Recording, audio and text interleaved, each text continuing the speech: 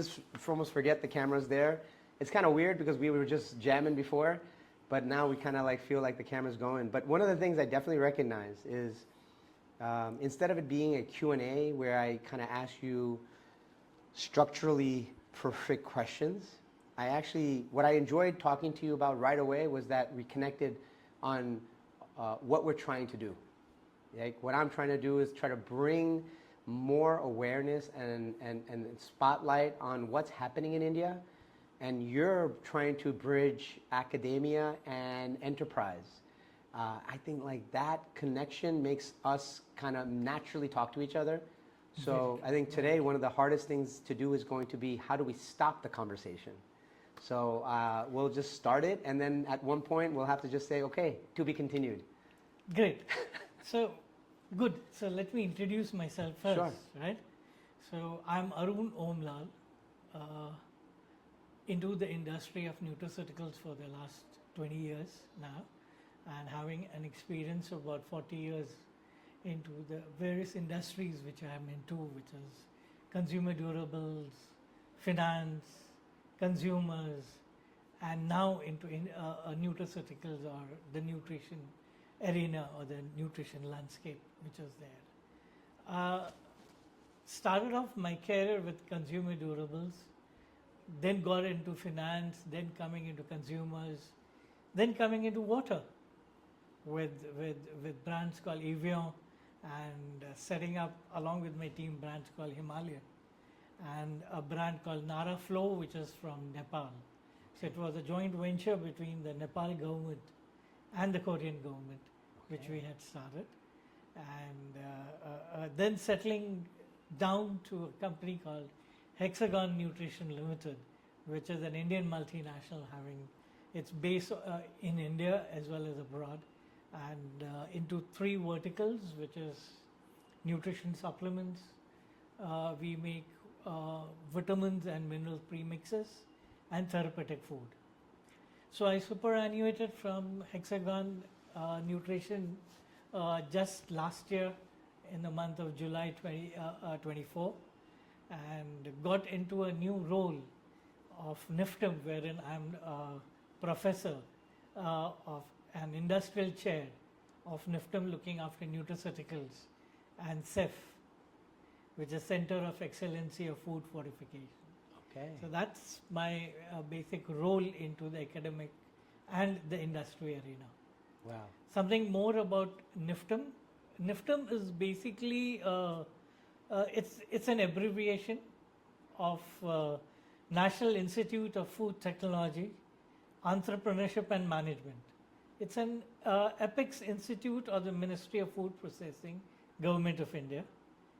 It aims to provide world-class education, training, and research in food science and technology. The focus is more on academics and research into research with a strong focus on food processing and management.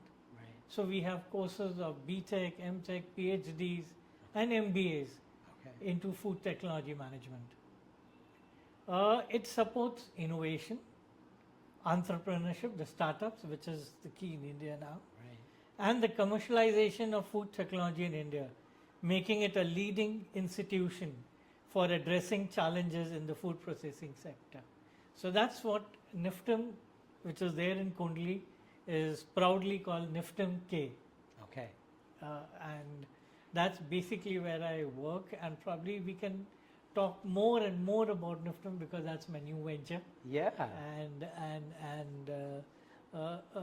Can I also show a video of NIFTEM? I would love that. Absolutely. Right? Let me send that across. That'd be wonderful. I think what's going to be good is that, so food technology, the innovation side of that industry is compelling more talent to go in that area. I've seen it in India in huge numbers. And the entrepreneurial connection that India doesn't just have clones coming out of school. It has leaders coming out of school, and they want to be breakthrough leaders. And I see it because I'm a supply chain guy through my experience, and I have so many examples of youngsters who are 30, educated in UK, in Amsterdam, in US, and they come back to India and they raise up manufacturing facilities, not just to make another commodity ingredient, but they're hiring the same talent that they went to school with. It's remarkable to see what they're doing so with very food true. technology. In fact, in India, things are changing. I remember when we were there, it was more focused only on academics and academics and academics. But now things are changing. Now it's more on academics and industry. And that's what NIFTEM does. Right. So it gives you the right education in terms of food technology. It gives you the right exposure to the industry.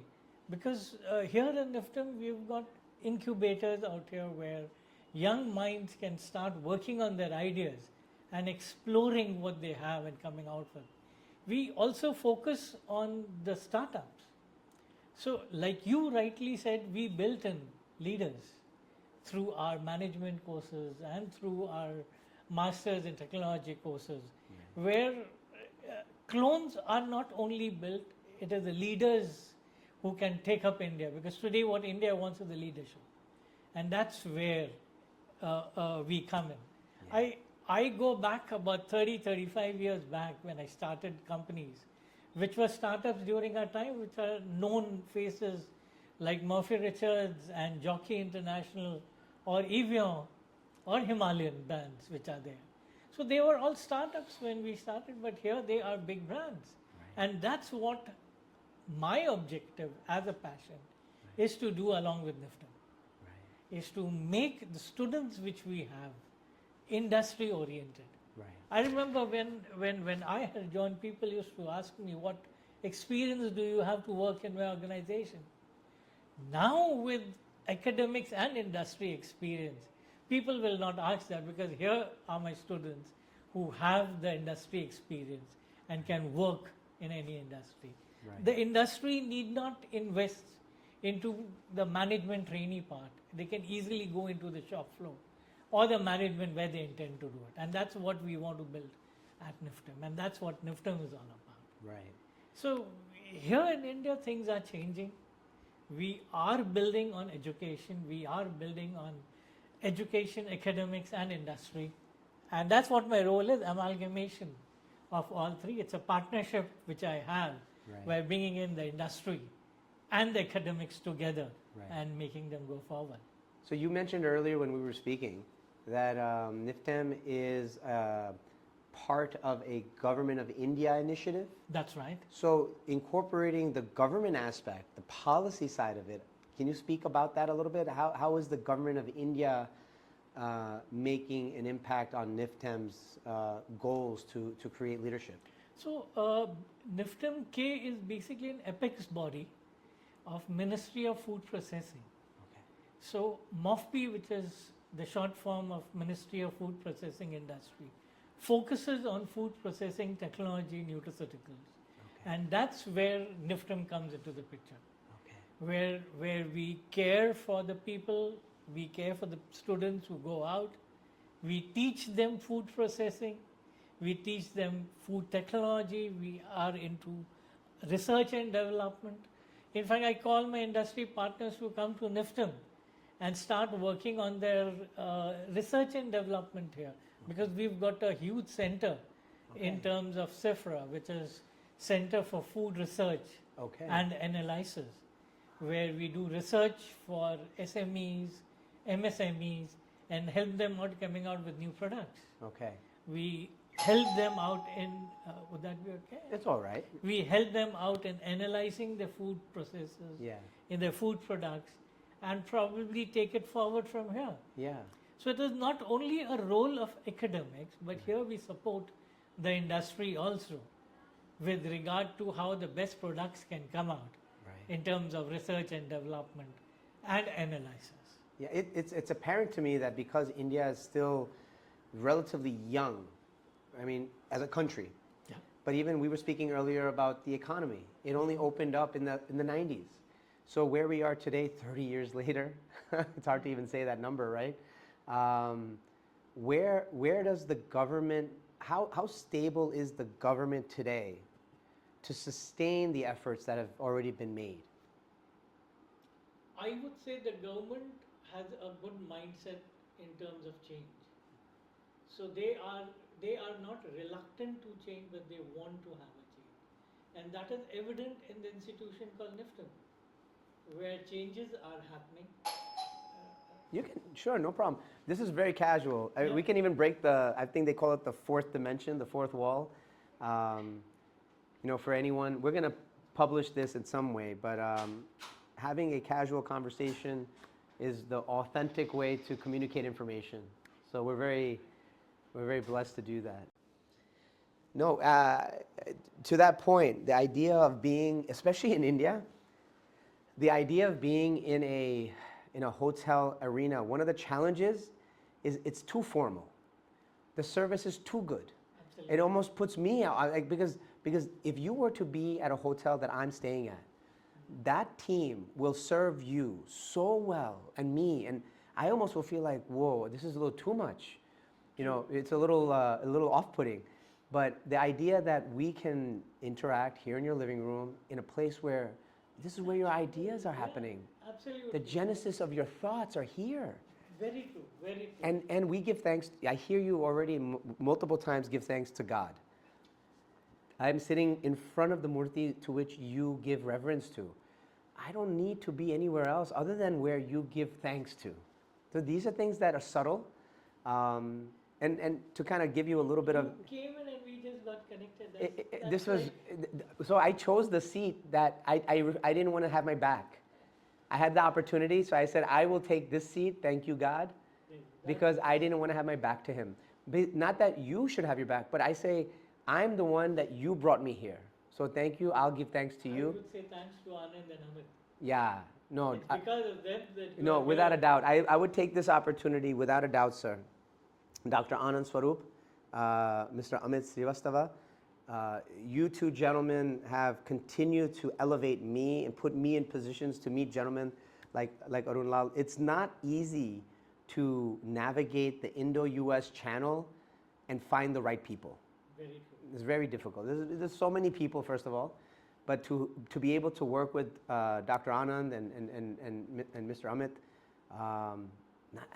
and not have any expectations. They literally just want to see me flourish. We've got ocean of talents around in India. Yeah. Talents, good people, scientific people who've got brains, who really have oozing it out and they want to give it to people. Yeah. Believe me, you just have to connect with them. So I'll give you I'm going to give you a great example of something that I think speaks to who NIFTEM is probably going to attract. OmniActive Health Sciences, huge company. And Sanjay Mariwala is he's an iconic figure in our industry from India, for India, beyond India. He had two proteges who went on to then, with his blessing, start their own venture. Amazing, okay? It was better for him that they stay, but he said, no, you go. And they worked on a project.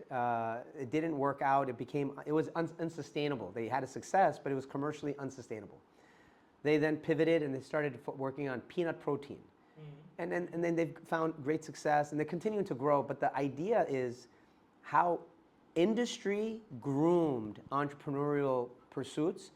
But this is what's beautiful. They're in they're actually north of Pune.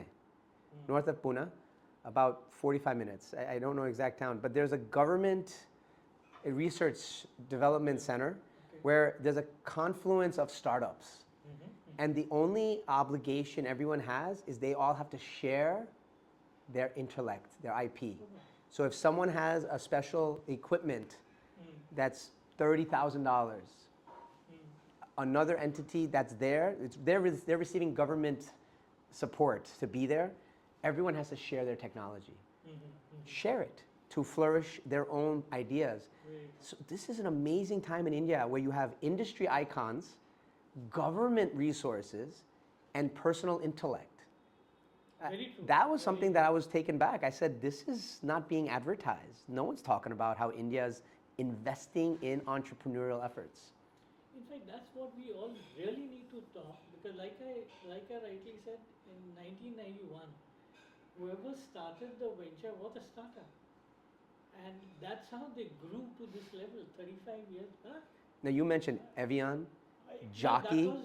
that was me. That was you. You mentioned Sanjaya. Yeah. I would like to mention here and take this opportunity to convey about a gentleman called Arun. Okay.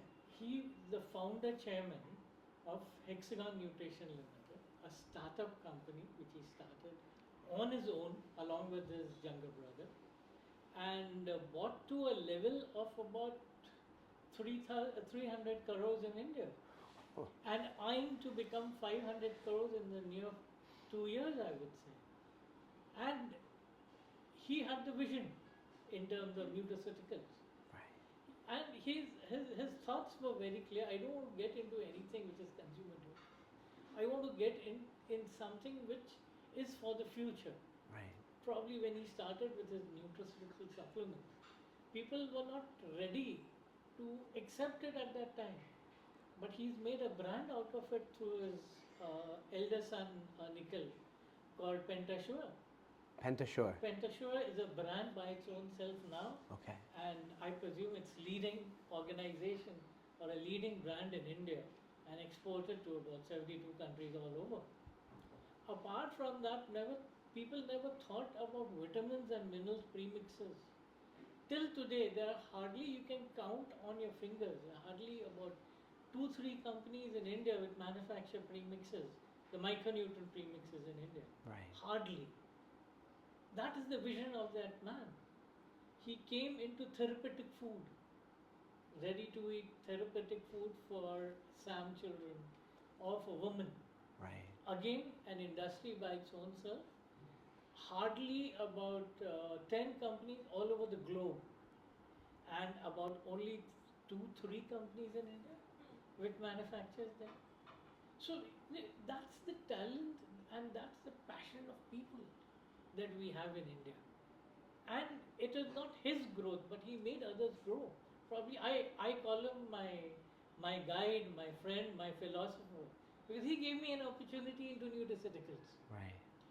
And wherein I was nobody, I'm a waterman or I'm a consumer durable, knowing nothing about nutraceuticals. I'm being honest. And he gave me that opportunity. He said, no, come in. I said, I know nothing about it. He said, you come in, you will learn on your own. And believe me, I learned on my own and hear what it is, in fact. I'm curious with the topic of visionaries and gentlemen, like you mentioned, Arun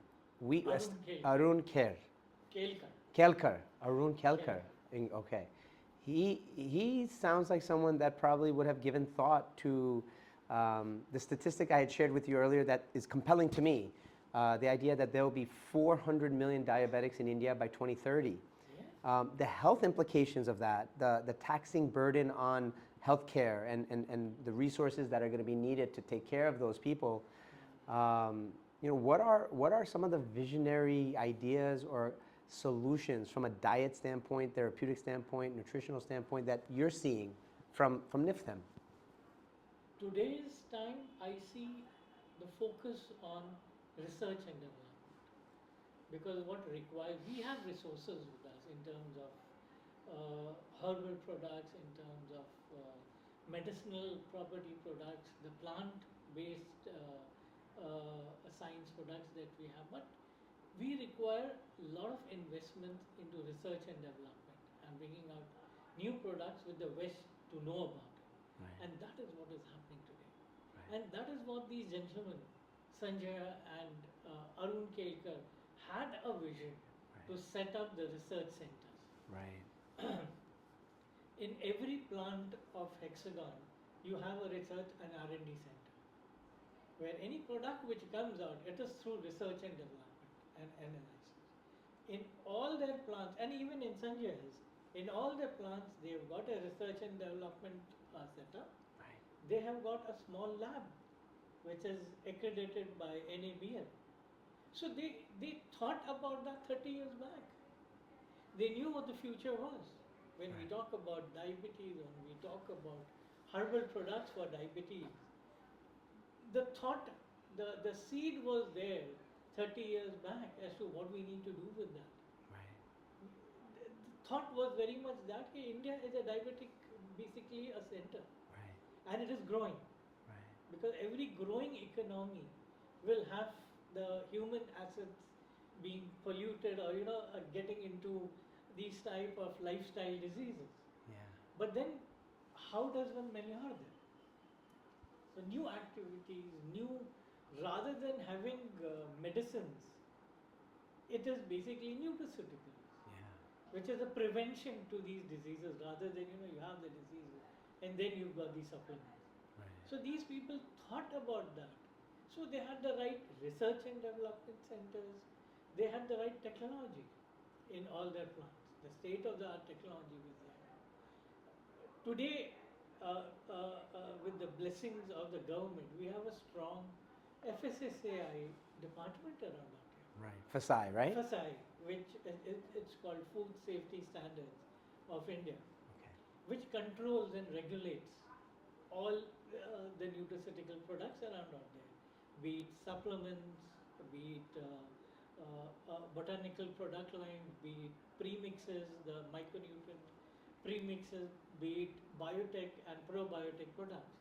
All these products are now regulated by FSI, Okay. the food safety standard, and they are regulating it in the right way. I would say they are not copying the West, Right. but what is required for the industry they're developing on their way. That's what I said, the talents that we have. That's how FSSAI is growing. The regulation is becoming stronger.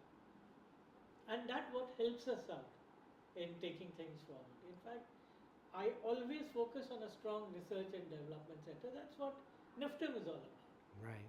You have a center around out here for research and development. You've got a center of excellency around out here, food fortification. Right. You've got a center for analysis, for food research.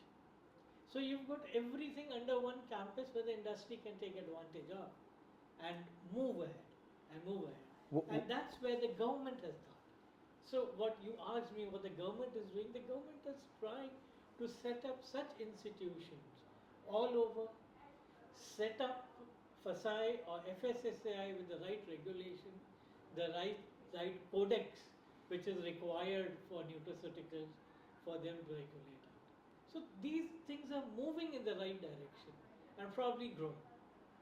Like rightly said by Amit Shrivastava, I think in the year 2037, it's gonna be a 100 billion industry, Yeah. and it's gonna be because it's moving. Right. I would say nutraceutical is the only industry which is growing at a rate, a CAGR of about 18%, Wow. and the only industry in the economy which is helping the GDP grow. Wow. Others are growing; they are growing at single digits or double digits. This is the only industry growing at about 18%, and probably it will grow further. Right. I see the future next 2 years ahead, not less than about 22-23% growth level, which is gonna give the industry. Right. So What do you? that's the right way, the right path, which India has taken in terms of nutraceuticals and the growth. What do you think about the premise that protein deficiency? Where can we as leaders in the industry help educate the consumers on the importance of supplementing with protein? Now, India, basically here also, if you see, protein deficiency is there, basically, and now we are trying to come out with different forms of protein. Soya, the soy protein which is there, Right. whey protein which is there. Now we're coming out with plant-based protein, Right. and that is absolutely pure and natural. Right. In terms of plant-based, there are a lot other nutrients which people are. There is one company in India which is basically a leader in vitamin D3, and now they are coming vitamin D in plant-based. Okay. So the protein or the nutrients are coming it into the plant-based, which is absolutely pure. I don't want to presume to know which company you're talking about, but can you tell me which company you're talking about? Or Is it start with an F? Absolutely. Okay, perfect. We're good. I just want to be on the same page.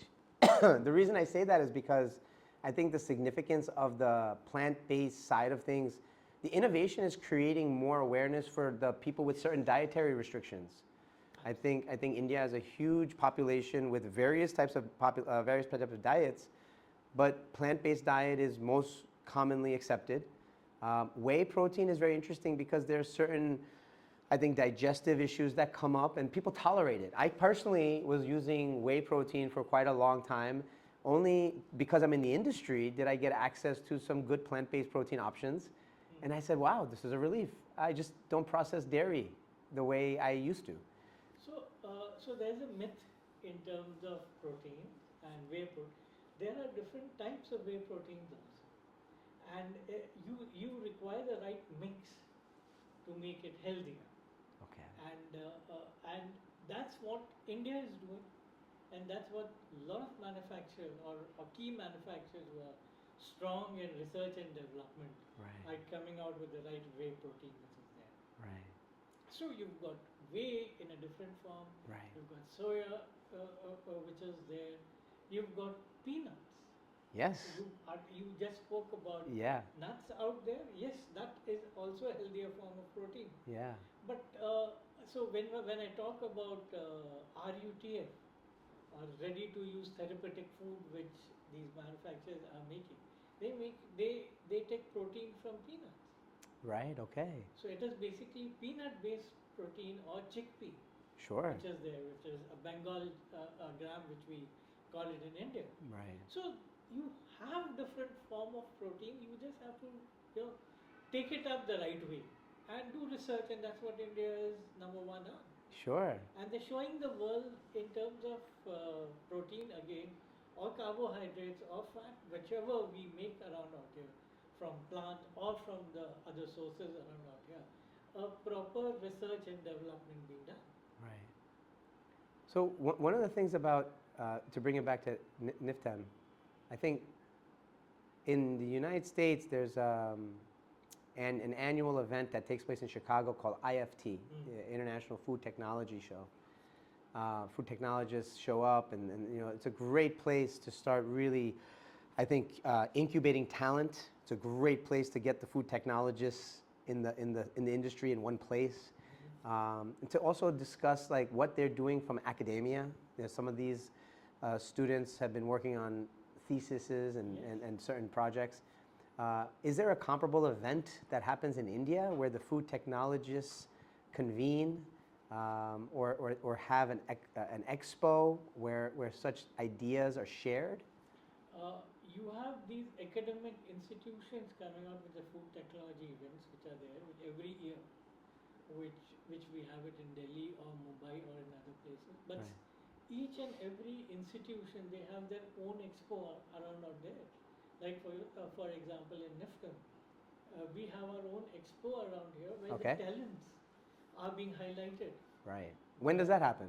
It happens basically in the month of December, Okay. November or December. Got it. That's basically happens, and we basically give focus to the startups, the student startup which I'm talking about. Right. They come with new technology. We also offer technology transfers. Okay. So we help the industry for whatever new technology that we make, and we give it to the industry and help them out with something new. And that we do it and communicate it from our NIFTEM forum as well as these expo forums that we always there. Yeah. So yes, and these forums are very, very important to expose these institutions and show to people what the expertise we have into our systems. Arun, I would tell you that there's an event that happens every February in San Diego, California. It's the Sports and Active Nutrition Summit. And I had asked you, I said, if you had visited the United States, and you had said that your work and your travels have taken you many places, but not to the US yet. But I can imagine that you would be an amazing speaker for that event. I'm just saying that out loud because I think that the opportunity to bridge R&D that's already happening in the United States. So the Sports and Active Nutrition Summit attracts the CSOs, the CIOs, the real science, the C-suite science professionals, the ones that are very much leaning into investment, not into commercialization. I mean, those commercial shows are different. This is where what's really being worked on, what has been worked on, what has been proven to show promise, but where is there a need for more investment, more science, and where can we get the right people to converge and maybe channel their efforts into that category. I think the idea of bridging what you guys are doing at NIFTEM, and then also beyond, and in India, and then you have this corporate background, so you also understand things have to be commercialized. They have to be commercialable. You have to be able to sell it, right? The R&D working in a vacuum of just, you know, pie in the sky dreams, if you can't sell it, it's going to fall apart. So that's where the SANS, San Diego Sports and Activision Summit, I'm just planting that seed. I'm a person sometimes, I like to say things out loud so that maybe we can manifest it. But I know that the audience there would be benefited by the fact that they would get a view into India's food technology space, the innovation, and then those transfers, those technology transfers, is no different than just bridging joint ventures or creating, you know, hey, someone's working on something similar here from an academic standpoint. And maybe they haven't found a commercialable opportunity in the US. Maybe those opportunities are there. I can't see how they're not. Absolutely, they are there, and thank you for the opportunity, and thank you for. I'm definitely I'm just putting this out there to the organizers of SANS. I do hope that we have a chance to at least introduce you to Arun Lal, because I think it'll be well worth the time to talk to him. Surely, I would love to, and I would want them to come to India also, because I'm one who can go there, but I want them to see people around out here. I love that. We have got the right talent, much better than me, to really talk about it, they are all passionate. They are all passionate about the industry. Yeah. They all are passionate about nutraceuticals. Yeah. I would love them to come to India. Yeah. The West have to come to East and take advantage of whatever we have. Right. And for the human beings, in fact, for the entire universe. Yeah. Love to do that. Yeah, one of the hardest things is to kind of, and we spoke about this earlier, to defeat the stigma, right? The idea that maybe the perceptions of coming to India could be overwhelming, a little bit intimidating. But I've built my business on the premise that the more I come, the more I can introduce this India that I love. Not the India that I favor India because, yeah, my ancestors are from here, I have family here. Sure. But the strangers, the new people I meet, the hospitality, this is what has won me over. Even at a commercial level, anyone that we're potentially doing business with, it all begins with hospitality. They're treating me as a human, as a human being, not as a potential partner, not as a potential commercial partner. They're not thinking about anything commercial. And I think that's where the authenticity creates that potential for long-term partnership. It does. You know, it's humans doing work together. People meeting people. In fact, here in India, we talk about it as public-private partnerships. Partnerships. We want more government stakeholders, which are governments. By government, I mean I talk about regulators. Yeah. If I talk about industry, then I take the industry and the development partners who are doing good job, and they are bridging all these things into one part. And that's what is required. Yeah. And that's what is required again, bringing the West to the East or East to the West, Yeah. and having the talents being merged up. So you are right into that. Absolutely, the partnerships are important at various stakeholders stakes around it. Now we speak about partnerships. We mentioned Amitji earlier. Yeah. So I would be remiss not to mention the importance of Nutrify today in my own journey into India. I'd love to hear what you think of, what your experience with Nutrify Genie has been. I know that there was a press release announcing that NIFTEM is incorporating Nutrify Genie in some capacity. Can you share that with us? So we have opened up a center along with Nutrify Today and NIFTEM. So it's called NIFTEM Today's Research Network Center, where I want to give opportunity, we all want to give opportunity to our students to get into the artificial intelligence working, give opportunities to SMEs who do not have exposure, to MSMEs who do not have exposure towards artificial intelligence to work along with us. So with that purpose in mind, and the purpose is very big, purpose is not only NIFTEM but the entire stakeholders in terms of our students, faculty, the SMEs, the MSMEs, and the government, and even my fellow academic institutions like the IITs, where there are few IITs which are working very strongly into AI centers. We want all to work together and make India proud. So with that objective in mind, we have already set up a center in NIFTEM, and now we have already taken off, but we need to now jet drive. Right. So the students have access to this technology, Yes. incorporating it into their studies and also their R&D efforts? Into their research and development efforts, Okay. into their projects, Okay. which they work for their studies around. That's amazing. So let the benefit go to all rather than a few. Right. That's what I strongly believe in, because you become a leader if you give the benefits to everybody Yeah. rather than giving it to the few around, or the cream gets the benefit. Yeah, you know, you spoke earlier giving thanks to God and how He has guided you, and you humbly said you're nobody. You said He's guided you. But that humility is the only thing that allows others to get that benefit. I think of gurus in this land, all the great gurus that have traveled across and through India, all of them. How the greatest ones always magnified the masses. Very true. Right? It's very hard to do anything in India without incorporating the spiritual side, even commercially, because I go to meetings and it doesn't matter if he's driving a Maybach or if he's got a driver or he's got a massive house, but they come into the they come into the office, they take their shoes off, they do a devo, they pray, and then they start their day. This is how they started their day long before they had become anything.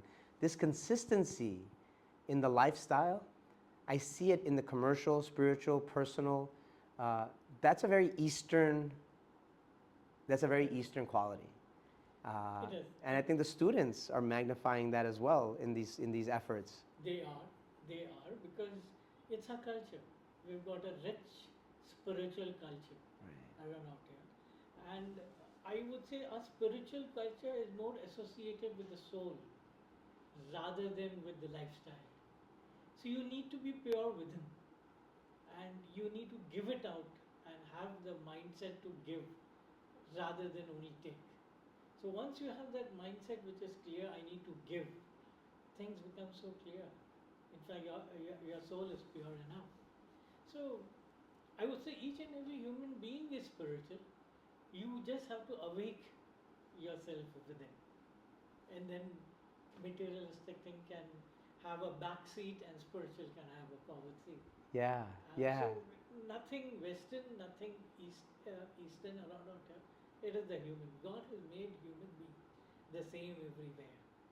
You just have to know yourself and bring it out. Yeah, I think that's one of the things that I've personally benefited from. You Go Beyond is this play on my name, Uday Gosalia. But it was always also supposed to be a reminder to me that as I venture into this new entrepreneurial realm, not to become lost or misguided. I've got vast amount of experience. I've got a really blessed network, too many blessings to count, but yet we still sometimes get lost. So I said, you go beyond. I go beyond, you go beyond. And the idea was just to give. It started with seva. It started with simple seva. And I give thanks to Go Dharmic. There's an organization based in Ahmedabad. It's actually founded out of UK. Actually, I'm going to introduce, I just want to, now that I think about it, I'm just going to connect your son to them just because they're in the UK. Okay, great. Just they do wonderful And they things. are in Leicester, so probably. Yeah, love all, feed all, serve all. Very simple. The idea of feeding one man, one person, is feeding the universe. The simplicity of it. You don't have to feed the masses. Just feed one person. The founder actually is a banker in the finance industry, and he had the urge. He was inspired by his guru, Neem Karoli Baba, out of Kanchan in the foothills of the Himalayas. He had this thought that I want to feed people. So he would go at lunchtime, buy some fruit, and just give it out. It started with just at lunchtime in his very busy schedule, buy some fruit, bananas, oranges, give them out, and he'd go back to work. And today they have hundreds of volunteer centers around the world. It's insane. They're going, the Maha Kumbh Mela, they have volunteers going there just to make sure that the people who need it the most, blankets, and like these are pilgrims, but they still need resources. And they're going to go there and make sure they're going to serve the pilgrims. They're not even going and doing the pilgrimage. Das no das. This essence is provocative. But I was benefited because when I told you that I was coming out of COVID with this lack of confidence in interacting on video, it also took a toll on me emotionally. I said, I have kids, I have a wife, I have parents. Why do I feel so insecure? I should be the backbone of this family. This is very, very threatening. And what got me out of it was doing seva. This is unbelievable. The seva saved me. I thought I was helping others. Sir, it saved me. And today I think about it, I see these institutions, these academia, gentlemen like yourself, you could easily still be in corporate, furthering your corporate aspirations. But I think there's a level of giving that absolutely is necessary. That's what makes you go ahead and what makes you different. In fact, I'm talking so much about NIFTEM-K. I would also like to talk about the director who represents NIFTEM-K. His name is Mr. Harinder Singh. Okay. Harinder Singh Oberoi. And probably what you rightly said, Seva, that's what he does. I've seen him basically working. He just joined in about 1.5 years back, government setup, government employee. He's the director of NIFTEM. He leads NIFTEM, a dynamic leader by its own self, but with the Seva Bhav. The Seva Bhav, what I have, he has the same. He just wants to give to his students, his faculty, everybody out there so that they come up. He has nothing on his own, but he really wants to give up. And that's what is making NIFTEM what NIFTEM is today. NIFTEM Kundli is what is because of Harinder Singh Oberoi, and God bless him with that. No, that's. So you, like I say, you require the right people coming in together. Yeah. And once you have that, and that's because of the Almighty, He brings in the right people, and that's how things are moving ahead. It's evolution which happens. Yeah, I mean, even the commercial side, like, you know, even if you're commercially minded, but the essence of corporate social responsibility in India is a steadfast siddhant. It's a steadfast pillar in companies. Yes. There's some foundation, whether it's inspired by a personal matter or they just associate with something in the neighborhood. But corporate social responsibility in India, I see, is pretty much tantamount in all the companies I've visited. There was a time where it was mandatory. Okay. So every company having X amount of turnover had to give around 2% of their profits for corporate social responsibility. And the government withdrew that policy, but still every company today gives that 2% for their social responsibility. Wow. And the social responsibility is for their employees, for their social surroundings which they have, and for people. Right. So there is a criteria in the Companies Act which says what social responsibility a company to do. And there is one more responsibility which is really common, is the environmental social economics. Okay. So apart from the social responsibility, it is the environment social governance which has come into importance. And most of the corporates are being judged on that basis also. Yeah. So things are changing. We all want, see, if you want to grow, your environment has to grow. Yeah. And if your environment grows, then only there is opportunity for everyone to come forward and give it. I'm laughing because anyone that knows me knows I love talking about redwood trees. The Okay. California redwood tree, Mm-hmm. it grows to immense heights, Okay. 250 feet, huge. Mm. Takes sometimes 30, 40, 50, 60, 70, 80 years, just growth. Okay. Now, most trees will grow and dry up, use up the nutrients in its immediate area. Mm-hmm. So you'll see very little vegetation around the tree. Okay. But the redwood tree, this is nature's amazing, I think, the amazing mystery Mm-hmm. that this tree grows over such a long period of time that a redwood tree, you'll see rich vegetation around it. The redwood tree is giving back to its environment, while so that when it gets to its rich heights, the environment that it's feeding is then it feeding it. It feeds the environment, then that environment grows, and then it feeds it. It's an amazing juxtaposition of serving the community, which then the community serves it. I mean, I get crazy about redwood trees. That's nature, sir. So basically, what you're saying is the nature part, because that's what is CSR. That's what it ECG is. all about. That's what it is. True. And India, I know, wants better. When I say India, I mean everyone. Beyond political affiliation, beyond social class, beyond economic class, everybody sees what only a few years, couple of decades of strategic growth, strategic efforts. I want to give some honor and mention to the late Manmohan Singh. Yes. Because I do believe, with all due respect, my limited, I'm not an expert in Indian politics, but I am a passionate believer in giving love and credit to the visionaries upon whose vision today we're benefiting. Absolutely. His economic vision in the early 90s opened up this economy, and we're still opening it up. But he's the one who cracked it. In fact, the economic reforms in India was, you rightly said, opened up by him in 1990s. He had the vision when he was the finance minister. I would say that we should call him not the accidental prime minister, but accidental finance minister. Wow. Because that's how India got the first talent in opening up the economy, which was going down. Yes. So it was his reforms of Indian economy reforms which were happening in 1990s. I would call him as an accidental finance minister. Yeah. Which he really changed. And the rest is history. Yeah, it was He very. just turned around India. It was. I felt a little.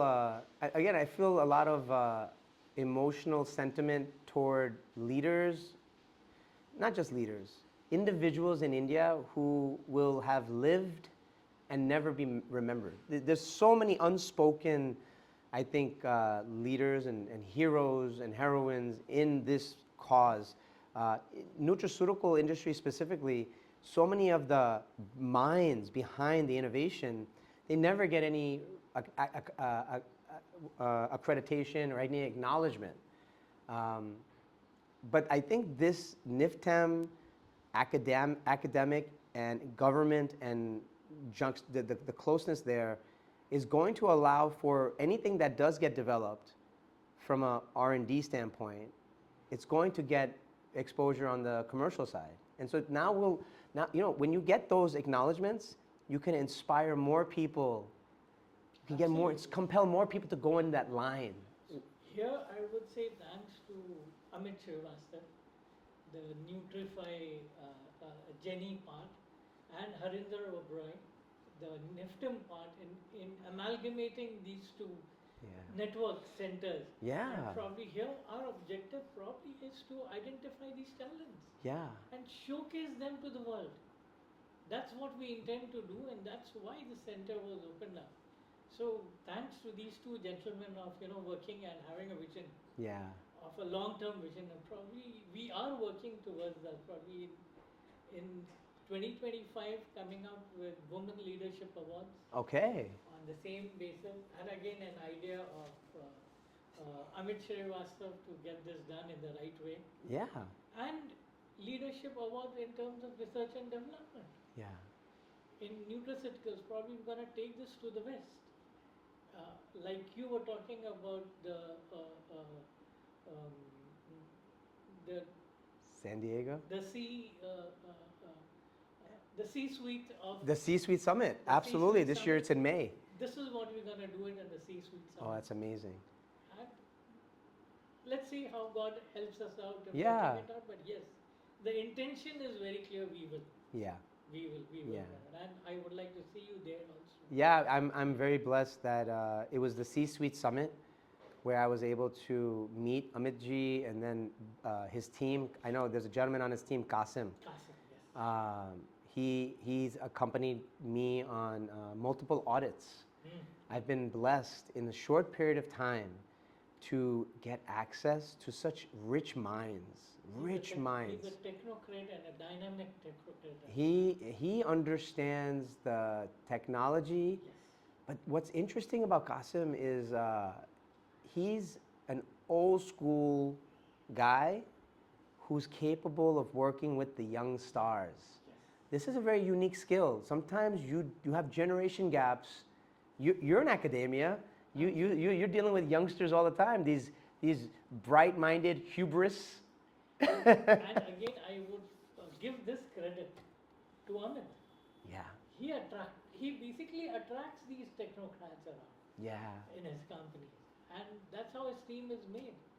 And God bless him. Probably I'm going to see a big future for Nutrify India and Nutrify today, basically in India, in a big way.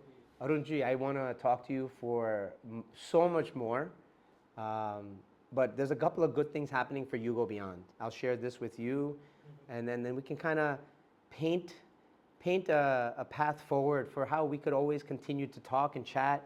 I'm bringing brands. I'm building a pathway for brands in the U.S. to come to India, but not just to immediately commercialize.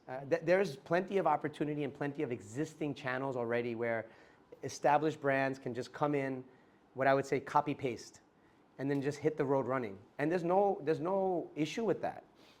But I'm much more predicated in making sure that anyone that is unsure of how to enter India, but is intentional about entering India, I'm here to be that facilitator. The person that maybe comes to you and says, Arunji, I have a question. Amitji, I have a question. This vast network of assets, let's use those assets to help guide the partners that are small, young, but capable. Absolutely. And I'm bright. I have bright people around me. We opened up an office in Kargar. So that gives You Go Beyond a footprint in India. So I'll be coming back, with God's blessings frequently, more frequently than ever. This is my 10th trip in 19 months. So I would say whenever you're there in India, please be my guest, and we should meet up. We should explore things out for the benefit of others. And I'm always there for you. I appreciate that. Always there for you. In fact, thank you for the opportunity. I would say thank you to you. Thank you for the opportunity. It was a great pleasure talking to you and letting my thoughts flow. So good of you. Thank you, sir. Thank you. But always there for you whenever you require me. Yeah, and again, I want to thank Amit ji from Nutrify Today. I also want to continue to thank Dr. Anand, and I also want to thank all the gentlemen that Arunji recognized and acknowledged. We are standing on the shoulders of giants. Absolutely. And they have made the way. They have walked on this path, and they have showed us the path to walk on. Yeah. And I presume in the next meeting we should meet up with them also. We should. We should Absolutely. take their opinion as to what they thought 30 years back. I agree. Arun Khelkar and Sanjay, because both are legends into this industry. Arunji, then that puts something into my mind right away. I would love to at some point interact with those parties where you and I together are interacting with them. Surely, I think that's a very I would love that. We should do it. All right, so we'll plant the seeds. Next time, whenever you're there in India, give me about 10-15 days in advance. I'll talk to everybody and we'll bring them down. Lovely. And thank Amit for giving me an opportunity to meet up with Uday. It was a pleasure. Thank you, Amit. Sir, thank you. Very much and nice meeting you. Very nice. All the best to you. Thank you, God sir. bless you. God bless you.